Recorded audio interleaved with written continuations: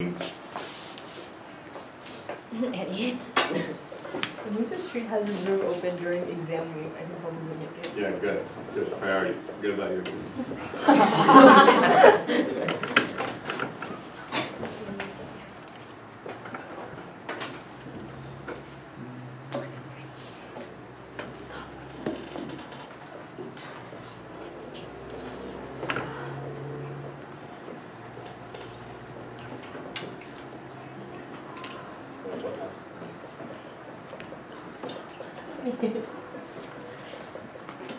So you guys all remember how to do this crap, right? You like draw your happy cosine curve, which has been moved up 2. So it's going to look like this.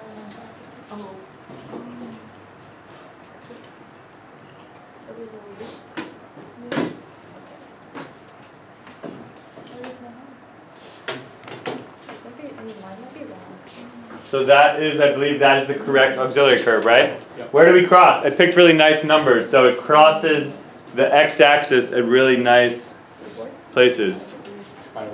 At 2 pi over 3, right?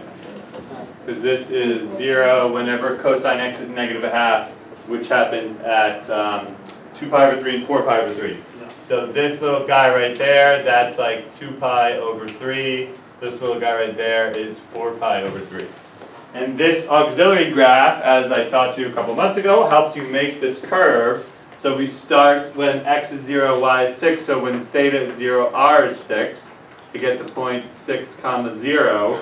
And now when x is pi over 2, so now I get when theta is pi over 2, this is 2, pi over 2. And then, so r is steadily getting smaller, and then it gets so small that now we would be in the second quadrant, but by the time I get to 2 pi over 3, and hence it's probably useful to have a little 2 pi over 3 line in there, which you have, so it helps you. By the time I get to 2 pi over 3, I cross through the pole. And I spend the rest of the interval from pi over 2 to pi in the fourth quadrant, and I end at -2 pi, which is this point here. It's all coming back to you? So that's 2 or -2 pi. And then what happens is I keep on going. Now the size of r gets smaller again. And I cross back through at, this is the theta equals 4 pi over 3 line. What's up? It doesn't really matter. 4 pi over 3, isn't that what I mean? Yeah. Yeah. And then it pops back out again into the third quadrant for this last little bit. And then that point is it's just 2, 3 pi over 2. And then finally, it gets bigger again, so we're back here. All right, everyone remembers, what we have is a loop-de-loop Limacon, the awesomest of the Limacons.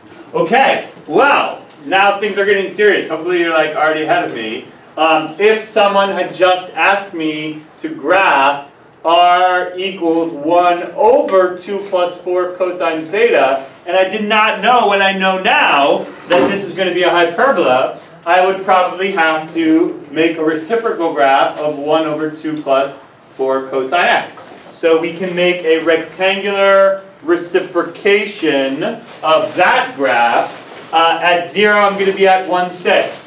At pi over 2, I'm going to be, hold on, let's see, 3 pi over 2, and 2 pi.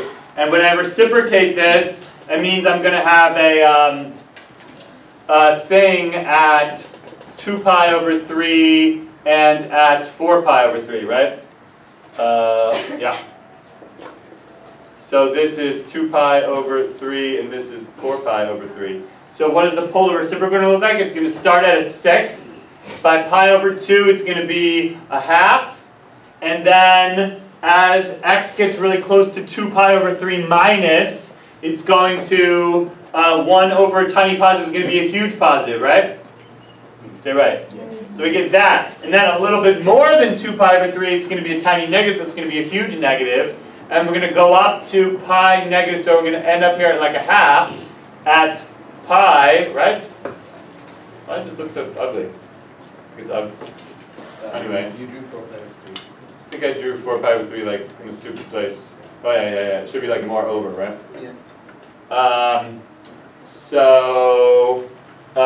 Good. And then it's going to go whoosh. And then a little bit more than 4 pi over 3, it's going to be positive again. And 3 pi over 2, it's going to be a half. And it's going to look like this, right? And then I'm going to end at like a sixth. Okay, so this reciprocal of a cosine curve is going to help me graph this hyperbola, right? So let's do it. When theta is 0, r is going to be 1/6. Bless you. When, by the time I get to pi over 2, it's going to be 1/2. Okay, so let's note that piece. That little piece of the hyperbola was what was made from 0 to pi over 2, right? Okay, now some exciting crap is going to start happening. Here, I'm going to add in my theta equals 2 pi over 3 and theta equals 4 pi over 3 lines. Okay, now my r value is going to continue. My r value is going to continue getting bigger. Suddenly it's going to get really big, right?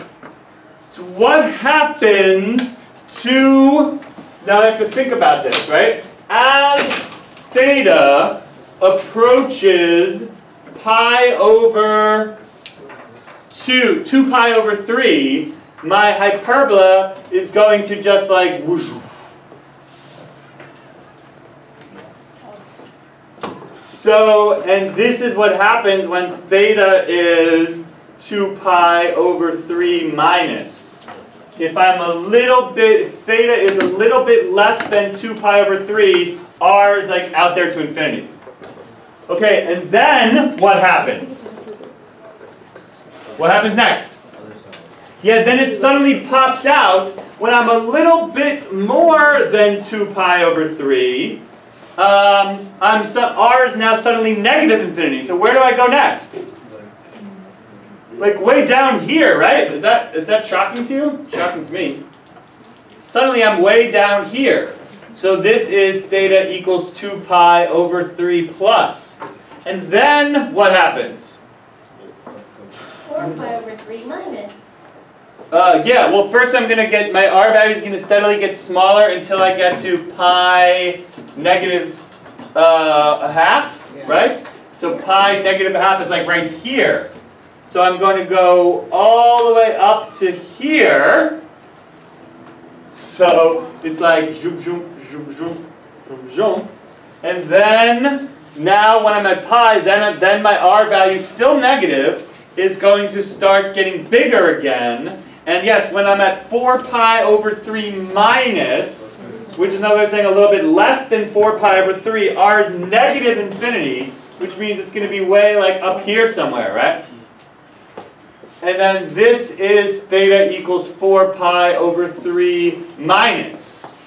And then I pop out again on the other side of 4 pi over 3. 4 pi over 3 plus, it's going to be positive, and so now I'm way down here somewhere.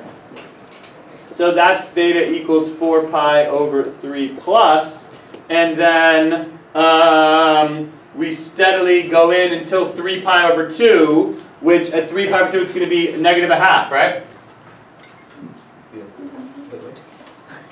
And then the entire fourth quadrant is just this tiny little bit. Whoa. So we get our hyperbola in kind of 6 pieces, right? First, we get this tiny little piece, right, of the top right branch. Then, over the next half of quadrant, we get virtually all of the top left branch. Sorry, did I say top right? We get the tiny little bit of the top left branch. Then, over the next little half quadrant, we get all the rest of the top left branch. Then we get all of the bottom right branch on the second half of the interval of the second quadrant. Then we get the entire top right branch over the of the thing, and then all right. This is the so-called inside-out exploding hyperbola, and everything we just did is awesome. The real awesome, okay, first of all, something just deep and incredible has happened today, which we learned that this entire polar conics unit, Forster just presented in this very boring, dry way, like, oh, here's you do the conics, you do the formulas. Okay, and that's what most teachers do. But the real deep thing is, guys, a parabola is the polar reciprocal of a cardioid. A ellipse is just the polar reciprocal of a Limacon, a sort of with dimple. And a hyperbola is the polar reciprocal of a Limacon with inner loop. And if you have the courage, and I'm not sure you do, you can attempt to create this hyperbola in one step with your mind by polar reciprocating this Limacon with inner loop. So everyone try to do it. Take the Limacon, and everywhere where R is a big positive, shrink it in. Right? This piece and this piece of the become these two tiny little pieces over here, right? And then everywhere where R as R goes through the pole, that's when it explodes, and that's when we get this sort of infinite behavior. So it's just okay, but there's like two of them. There's like because then these little two pieces, which have negative R values, I don't even know what happens to them. Oh, they end up over. Yeah. They're the whole right side. I don't even know. Oh yeah, that's the whole right. Yeah, both of these branches. Well, yeah, that's right. Both of these branches are the inner loop, right? The inner loop of the hyperbola becomes the whole right branch, and the outer loop of the loop becomes the left branch. And there's a quadruple explosion. All right, I think that's pretty awesome. There was a whole other thing I was going to do today, but I don't know. We'll do that. Maybe we'll do that like on review day or something. All right. Good job, guys. Good year. Is this Friday? Yeah, it's Friday. Yeah, Lawrence. Yeah. So would you consider like the theta 2 pi over 3 line and theta 4 pi over 3 line to be the asymptotes? Yeah, I had a conversation about this. I think they're not the asymptotes. They're not the asymptotes. Yeah, they're not. It's like close or something. I think it does give you the ratio, the slope of the asymptotes is 2. But it's like moved over. But it's moved over slightly, yeah. Yeah, but the slope has to do. Yeah, and I put this packet, I'm going to put this packet up on Edline, an answer key to it. And if you do out all the algebra, you can also just convert this. The third way to do this is just to convert this, as we know, into rectangular form. All right, good. Do I have anything else to say? There's no homework this weekend because we finished all the homework.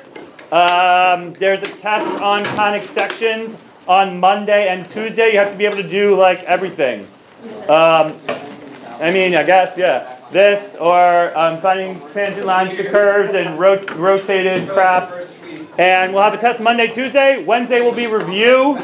I kind of recommend doing your final exam review packet like by Wednesday so we can talk about it in class a little bit. I might teach you one more quick thing about conics on Wednesday that's like really awesome, that takes 5 minutes. And then we will have our multiple choice section of the final exam on Thursday. There's like one more question about that? No. Good.